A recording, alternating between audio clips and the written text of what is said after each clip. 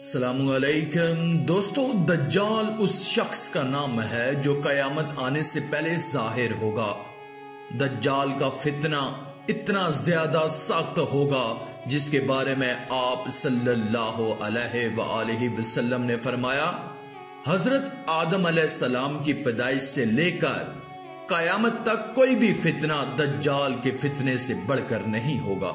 दज्जाल की आमद, दज्जाल का हुलिया, दज्जाल कब और कैसे आएगा, इसी के बारे में बात करेंगे आज की इस वीडियो में। इसलिए ये वीडियो आपके लिए बहुत खास है, आप इसको पूरा जरूर देखें। और अगर आप ये मानते हैं कि सच्चे आशिक़े रसूल का दज्जाल कुछ नहीं बगाड़ पाएगा तो इस वीडियो को एक लाइक करें। चलिए शुरू करते हैं आज की वीडियो।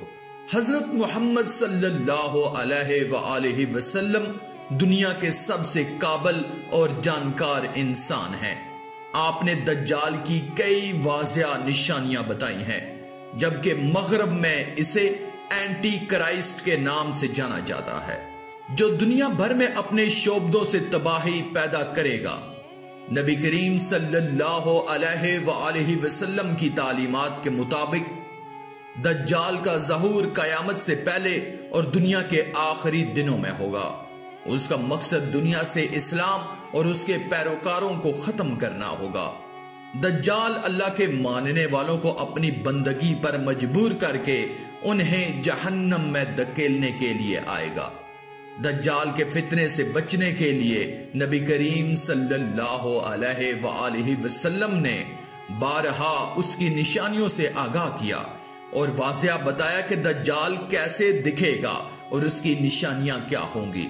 रसूलुल्लाह ने फरमाया कि दज्जाल एक आंख से काना होगा, वो एक जगह नहीं रुकेगा, उसकी रंगत सुर्खी माइल सफेद होगी, उसकी पेशानी नमाया और गर्दन बहुत ज्यादा चौड़ी होगी, उसका कद छोटा होगा और कमर में कुब होगा।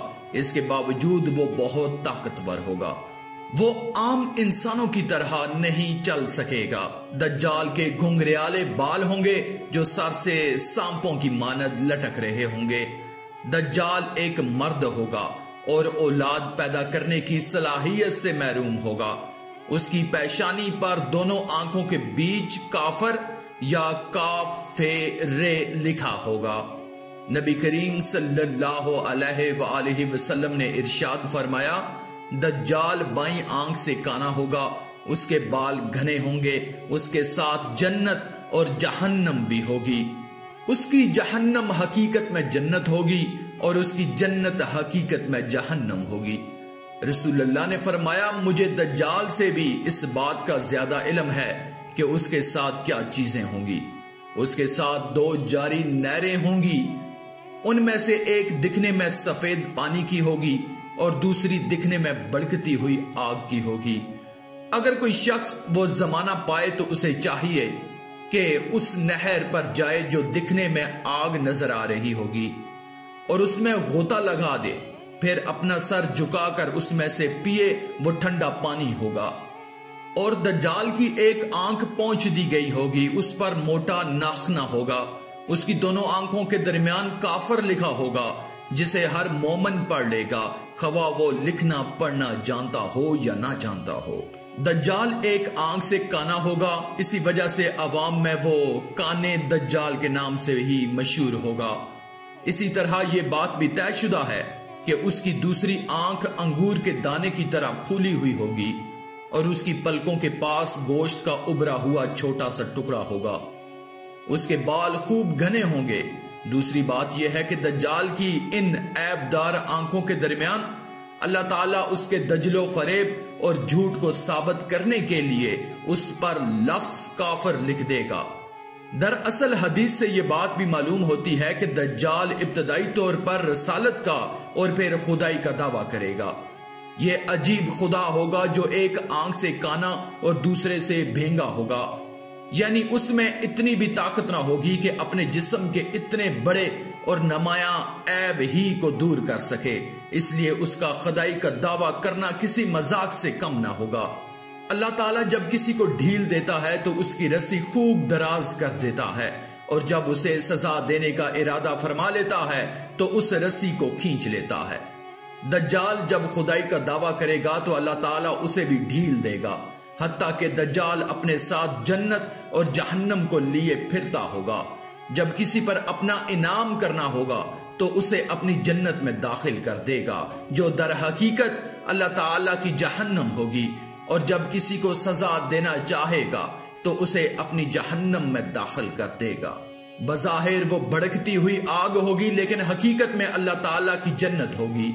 लोग जब उसके साथ जन्नत और जहन्नम को देखेंगे तो खौफजदा होंगे और उस पर ईमान लाने लगेंगे, खास तौर पर जब वो ये देखेंगे कि जिन लोगों ने दज्जाल को अपना रब नहीं माना, दज्जाल ने उन्हें भड़कते हुए शोलों की नजर कर दिया, वो मजीद मरूब हो जाएंगे। इसका मतलब यह है कि लोग जिस चीज को जन्नत समझ रहे होंगे वो उनकी नजर या उनकी सोच का धोखा और गलत फहमी होगी। हकीकत में वो जहन्नम होगी, और जिस चीज को लोग जहन्नम समझ रहे होंगे वो उनकी गलत फहमी होगी और उनकी नजर का धोखा होगा। हकीकत में वो जन्नत होगी। इसीलिए नबी करीम सल्लल्लाहु अलैहि वसल्लम ने फरमाया कि अगर किसी आदमी को दज्जाल का जमाना मिल जाए और वो आजमाइश में पड़ जाए तो उसे चाहिए कि दज्जाल की जहन्नम में छलांग लगा दे। वो आग उसके लिए इस तरह ठंडी और सलामती वाली बन जाएगी जैसे हजरत इब्राहीम अलैहिस्सलाम के लिए बन गई थी, और उसे उससे कोई नुकसान ना होगा। लेकिन अगर वो उसकी जन्नत में कूद गया तो समझ लेना चाहिए कि उसने बहुत घाटे का सौदा किया और वो खसारे में पड़ गया। अल्लाह ताला अपनी कुदरत से दज्जाल को जिस जन्नत और जहन्नम पर हुक्म चलाने का मौका अता फरमाएगा, उसकी जाहिरी और बैरूनी हालत तो दज्जाल की ख्वाहिश के मुताबिक ही रहेगी, लेकिन अंदरूनी और हकीकी कैफियत उसके बरक्स होगी। इसलिए नबी करीम सल्लल्लाहु अलैहि वसल्लम के फरमान का मफहूम यह है कि उस मौका पर इंसान अपनी आंखों पर एतमाद ना करे, बल्कि नबी करीम सल्लल्लाहु अलैहि वसल्लम के हुक्म पर एतमाद करे, अपनी बसारत को एक तरफ रख दे और ईमानी बिसारत से काम ले। जो लोग दज्जाल को रब मानकर उस पर ईमान ले आएंगे, दज्जाल उन पर अपने इनामों इकराम की बारिश बरसा देगा। यूं उनकी दुनिया भी जन्नत बन जाएगी, ताहम आखिरत में उस अयाशी का अंजाम जहन्नम के सिवा कुछ ना होगा। और जो लोग दज्जाल को अपना रब मानने से इनकार कर देंगे, दज्जाल उन्हें तरह तरह की तकलीफों में मुब्तला कर देगा, जिसकी वजह से ये दुनिया ही उनके लिए जहन्नम बन जाएगी। लेकिन दुनिया की इन तकलीफों का अंजाम आखिरत में जन्नत के सिवा कुछ नहीं होगा। इसलिए इंसान को चाहिए कि बसारत के बजाय उस मौका पर बसीरत से काम ले, ताकि दुनिया में भी सुरखरू हो और आखिरत में भी उसका अंजाम अच्छा हो।